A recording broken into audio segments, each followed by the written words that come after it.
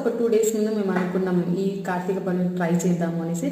So అలా అనుకొని మేము ఒక 2 days ముందు ప్లాన్ చేసుకొని జస్ట్ నేను అలా వ్లాగ్స్ చూస్తున్నాను అనమాట. మనం సో ఇప్పుడు కామన్ అయిపోయింది కదా, మనం ఎక్కడికైనా వెళ్ళాలనుకుంటే యూట్యూబ్లో వ్లాగ్స్ ఉంటాయి, జస్ట్ చూస్తే ఒక ఇన్ఫర్మేషన్ కొంచెం చూస్తే కొంచెం ఇన్ఫర్మేషన్ వస్తుంది అని మనం అనుకొని చూస్తున్నాం కదా ఈ మధ్య. సో అదే వేలో నేను కూడా చూశాను అనమాట. నాకు లక్కీగా ఒక్క వ్లాగే వచ్చింది. సో వాళ్ళు ఒక 90% ఇన్ఫర్మేషన్ అయితే చెప్పారు అందులో.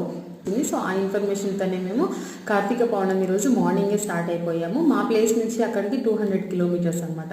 సో మార్నింగ్ స్టార్ట్ అయ్యి అక్కడికి రీచ్ అయ్యాము. అక్కడ అడ్మిషన్ ఆఫీస్ ఉంటుంది. ఆ అడ్మిషన్ ఆఫీస్ దగ్గర మనం వెళ్ళి మేము ఇలా శివలింగ ప్రతిష్ఠ చేయాలి అని చెప్తే వాళ్ళు ప్రాసెస్ మొత్తం ఎక్స్ప్లెయిన్ చేస్తారు. లైక్ శివలింగం సైజ్ బట్టి మనకు అమౌంట్ ఉంటుంది అనమాట.